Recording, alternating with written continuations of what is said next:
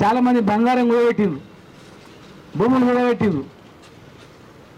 70% సర్పంచులు అందరూ కూడా సర్పంచ్ అయి ఉన్నది కొట్టుకున్నారు. బిల్లులు ఇస్తామని చెప్తున్నారు, కానీ ఏదో ఒక సాకు వాళ్ళకి కావాల్సింది ఏంటంటే మీకు బిల్లులు ఇస్తే మీరు పైసలు ఇయ్యరు. మరి పైసలు ఇచ్చేటోడు కావాలి. మీరన్నా అందరు కలిసి మరి ఎంతైతే లెక్క వేసుకొని పోయన్నా అడ్వాన్స్గానే ఇవ్వండి. ఇంకేదైనా అక్కడక్కడ మిగిలిపోయిందంటే అమ్మైనా సరే ఎంతైతే మరి 1000 కోట్లు అంటే పర్సెంటేజ్ ఎంతనో ముందే తీసుకుపోయినా ఇవ్వండి.